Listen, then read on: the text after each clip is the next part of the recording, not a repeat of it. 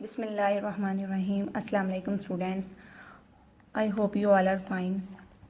It's 24th June 2020. Today is Wednesday.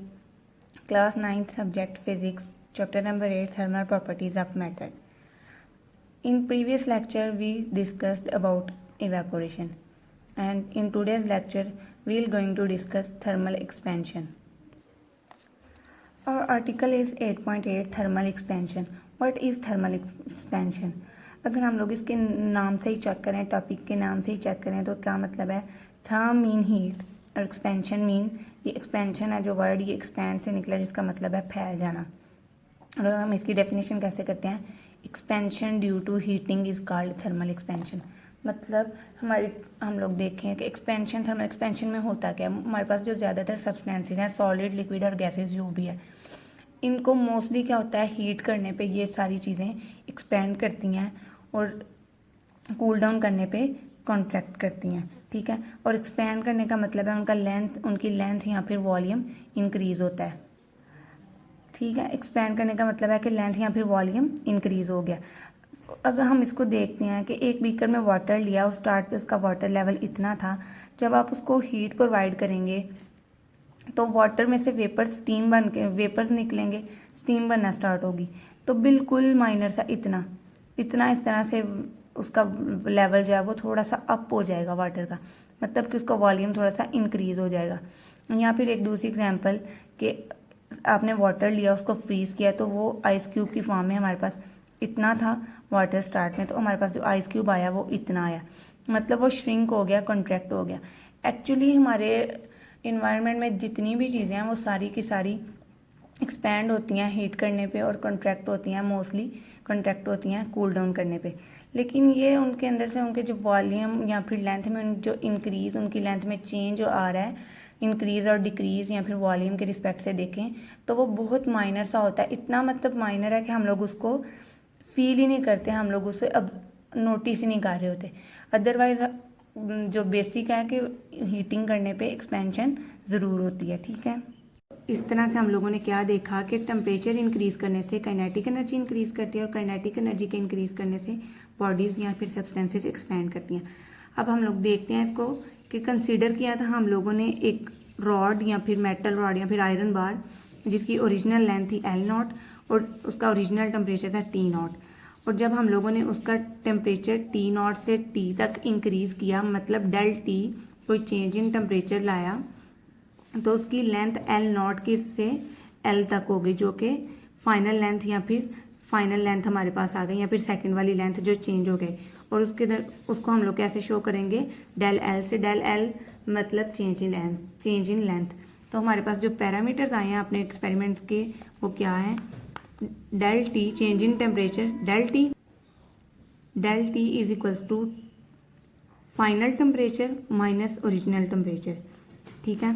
और इस तरह से change in length is equals to final length minus original length, ठीक। और ये डेल का मतलब क्या होता है? चेंज। डेल जहाँ भी होगा किसको शो करेगा? चेंज को। तो हम लोग कह सकते हैं कि डेल L टेम्परेचर के इंक्रीज़ करने से लेंथ भी इंक्रीज़ करेगी, टेम्परेचर के चेंज करने से लेंथ इंक्रीज़ करेगी। और उसके बाद तो इसको हम लोग ऐसे राइट कर सकते हैं मैथमेटिकल फॉर्म में, del L is directly proportional to. Thermal expansion के बारे में जो एक चीज़ है वो ये कि ये डिपेंड कर रही है हीट पे। कैसे कि अगर हम किसी बॉडी की हीट प्रोवाइड करेंगे तो उसका टेम्परेचर ज़्यादा होगा। जब टेम्परेचर ज़्यादा होगा तो अल्टीमेटली काइनेटिक एनर्जी भी ज़्यादा होगी। जब काइनेटिक एनर्जी ज़्यादा होगी तो मॉलिक्यूल्स की कोलिजन ज़्यादा होगी, वो एक दूसरे के साथ कोलाइड करेंगे और कोलाइड करने की वजह से अपनी एनर्जी ट्रांसफ़र करेंगे। फर्स्ट वाला जो है वो सेकंड को करेगा, सेकंड वाला थर्ड वाले को अपनी एनर्जी ट्रांसफ़र करेगा, एंड सो ऑन। तो इस तरह से वो एक्सपैंड होते जाएंगे। लेकिन अगर हम इस प्रोसेस को रिवर्स करें, मतलब कि हीट जो है वो कम करें, हीट ना प्रोवाइड करें बल्कि कूल डाउन करें, तो टेम्परेचर कम होगा। टेम्परेचर कम होगा तो काइनेटिक एनर्जी भी कम होगी और जिसकी वजह से मॉलिक्यूल जो है वो एक्सपैंड होने की बजाय कॉन्ट्रैक्ट होंगे। अब थर्मल एक्सपेंशन हमारे पास दो तरह से है। फर्स्ट वन जो है वो हमारे पास है linear thermal expansion. Linear thermal expansion कौन सी एक्सपेंशन है? Linear means length, thermal expansion in length, जो हीट प्रोवाइड करने की वजह से एक्सपेंशन हो रही है लेंथ में, उसको हम कहते हैं लीनियर थर्मल एक्सपेंशन। इसको कैसे समझते हैं कि हमारे पास एक आयरन रॉड है या कोई भी है, उसको उसकी जो ओरिजिनल लेंथ है वो है L0, ठीक है, और उसका जो ओरिजिनल टेम्परेचर, इनिशियल टेम्परेचर था वो क्या था, T0। अब क्या होगा कि T0 तक, जब तक उसको ओरिजिनल टेम्परेचर T0 है, तो इस टेम्परेचर में क्या होगा, इस टेम्परेचर तक वो जो मॉलिक्यूल्स हैं उनकी जो कोलियंस हैं वो नॉर्मल होंगी।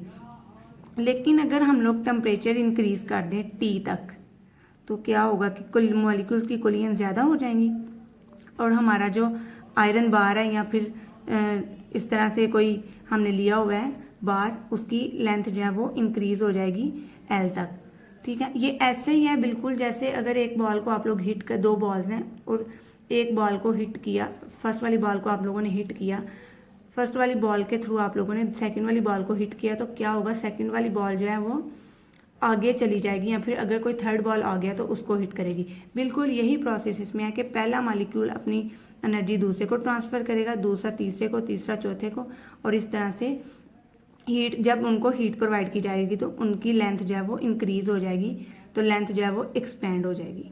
तो हम लोगों ने डेल एल प्रोपोर्शनल है डेल टी के, मतलब कि अगर स्टार्ट पे, फॉर एग्जांपल स्टार्ट पे हमारे पास लेंथ थी 12 सेंटीमीटर और टेम्परेचर था 50 डिग्री सेल्सियस, लेकिन अगर हम लोग टेम्परेचर इंक्रीज कर दें 70 डिग्री तक, तो हमारे पास जो बॉडी है, जो रॉड है वो एक्सपैंड हो जाएगा, तो उसकी टोटल लेंथ हमारे पास लेट्स सपोज आ जाती है 15 सेंटीमीटर। तो it means del L is directly proportional to del T. इस तरह, और जो ओरिजिनल लेंथ है वो उसका वो आल्सो प्रोपोर्शनल है डेल एल के। वो कैसे कि ओरिजिनल लेंथ किस तरह से चेंज इन लेंथ के प्रोपोर्शनल है कि अगर लेंथ हमारे पास छोटी होगी, जैसे इन दोनों बॉडीज़ को कंपेयर करें, इन दोनों रॉड्स को, तो इसकी लेंथ छोटी थी, इसके अंदर कम मॉलिक्यूल थे, तो इसकी एक्सपेंशन भी बहुत कम होगी, ठीक है। और लेकिन अगर दूसरी साइड पे देखें तो इसकी लेंथ ज़्यादा थी, तो इसमें इसकी एक्सपेंशन भी उसी हिसाब से ज़्यादा होगी। So L0 is also proportional to del L. अब अगर हम इन दोनों इक्वेशंस को कंबाइन करें, कंपेयर करें इन दोनों रिलेशंस को, तो हम लोग देख सकते हैं कि लेफ्ट हैंड साइड पे इधर भी डेल एल है और इधर भी डेल एल है, तो क्या होगा कि हमारे पास जो फाइनल रिलेशन आ जाएगा वो क्या होगा, del L is also directly proportional to L0 del T. और आप लोगों को पता है कि जब भी साइन ऑफ प्रोपोर्शनैलिटी ख़त्म करें तो उसकी जगह पे कोई कांस्टेंट आता है, और हमारे लीनियर थर्मल एक्सपेंशन वाले केस में जो कांस्टेंट आ रहा है वो है अल्फ़ा। अल्फ़ा ये है चेंज इन लेंथ, और ये हमारे और ये अल्फ़ा है coefficient of linear thermal expansion, और साथ में जो L0 है वो ओरिजिनल लेंथ, और डेल टी है चेंज इन टेम्परेचर, ठीक है। लेकिन अगर हमने इसमें से coefficient of linear thermal expansion को सेपरेट आउट करना है तो हम कैसे करेंगे अपनी इक्वेशन को, जोन सी वैल्यूज़ इसके साथ अल्फ़ा के साथ मल्टीप्लाई हो रही हैं वो दूसरी साइड पे आके डिवाइड हो जाएंगी, ठीक हो गया, समझ आ गई। और अगर हम लोगों ने अपने इस वाले रिलेशन से फाइनल लेंथ जो बाद में लेंथ चेंज इन लेंथ के बाद जो L आया था, चेंज इन लेंथ तो हो गया ना डेल्टा L, लेकिन अगर हम लोगों ने L फाइंड करना हो तो हम अपनी इक्वेशन को कैसे रीअरेंज करेंगे, अल्फ़ा आ गया हमारे पास del L over L0 del T, ठीक है। It means del L is equals to alpha L0 delta T. और अगर हम लोगों ने स्टार्ट में ही पढ़ा था यहाँ पे डेल L किसके इक्वल है, L माइनस L0 के इक्वल है ना, तो हम लोग क्या करते हैं डेल एल की जगह पे क्या पुट कर देते हैं L माइनस L0, तो हमारी इक्वेशन कैसे बन जाएगी, L minus L0 is equals to alpha L0 delta T. और हम लोगों ने फाइंड क्या करनी है, इसमें से जो फाइनल लेंथ आई थी वो फाइंड करनी है, तो हम लोग L0 जो यहाँ पे माइनस हो रहा है वो इस साइड पे आके प्लस हो जाएगा, तो ये बन जाएगा L is equals to L0 plus alpha L0 delta T. तो चूँकि इधर दोनों में L0 है तो हम लोग L0 को कॉमन ले लेते हैं, L0 को कॉमन लेंगे तो हमारे पास जो रिलेशन आ जाएगा वो होगा L is equals to L0 into 1 plus alpha delta T. ये हमारे पास हो गई स्ट्रेच्ड लेंथ या फिर जो फाइनल लेंथ आई थी, ठीक है। और अगर हम लोग इस वाले अपने रिलेशन से coefficient of linear thermal expansion की डेफिनेशन करें तो वो कैसे करेंगे, यहाँ पे लिखी हुई है coefficient of linear expansion alpha of a substance as the fractional increase in its length per Kelvin rise in temperature. Fractional का मतलब क्या होता है, फ्रैक्शनल का मतलब होता है जब सेम क्वांटिटीज़ की रेशो हमारे पास आए तो वो होती है फ्रैक्शनल रेशो, ठीक है। ऊपर भी लेंथ है, नीचे भी लेंथ है, तो दोनों आपस में लेंथ से डिवाइड हो रही है। इट मीन्स के सेम क्वांटिटीज़ आपकी रेशो है, तो इसका मतलब है कि ये फ्रैक्शनल लेंथ है। ठीक हो गया हमारे पास इस तरह से। और ये जो साइड बॉक्स में टेबल में कुछ वैल्यूज़ के कुछ सब्सटेंसेस के कोफिशिएंट्स दिए हुए हैं, coefficient of linear thermal expansion, इनकी वैल्यूज़ भी आप लोगों ने लर्न कर लेनी है। तो इस वाले आर्टिकल से हम लोग तीन चीज़ों की फाइंड कर सकते हैं, तीन चीज़ों को फाइंड आउट कर सकते हैं। यहाँ फिर हम लोग डेल्टा एल फाइंड कर सकते हैं, चेंज इन लेंथ फाइंड कर सकते हैं, और either we can also find out the coefficient of linear thermal expansion, और we can also find out the stretched length और फाइनल लेंथ। ठीक हो गया। होप सो कि आपको इसकी डेरिवेशन की और इस पूरे लेक्चर की समझ आ गई हो। Now let's check out the example number 8.6। A brass rod is 1 meter long at 0 degree Celsius. Find its length 30 degree Celsius at 30 degree Celsius. Coefficient of linear expansion of brass is 1.9 exponential -5 per Kelvin. तो given data हमारे पास क्या होगा, L not 1 metre original length, और temperature जो होगा हमारे पास T नॉट ओरिजिनल टेम्परेचर जो है वो T नॉट 0 डिग्री सेल्सियस। यहाँ पे उसने स्मॉल टी के साथ लिखा है, लेकिन जब हम लोगों ने इसको लिखना है तो हम लोग इसको कैपिटल टी के साथ लिखेंगे। अभी उसने स्मॉल टी के साथ इसलिए लिखा है क्योंकि ये डिग्री सेल्सियस में है, और आप लोगों को पता है कि टेम्परेचर का जो फाइनल जो standardised unit system international unit है वो क्या है, केल्विन। केल्विन में करने के लिए हम लोग क्या करते हैं, 273 ऐड करते हैं। T nought is equals to 0 degree Celsius, और जब इसके अंदर 273 ऐड करेंगे तो हो जाएगा 273 केल्विन। इसी तरह से फाइनल टेम्परेचर है 30 डिग्री सेल्सियस, तो जब इसके अंदर 273 ऐड करेंगे तो वो हो जाएगा 303 केल्विन।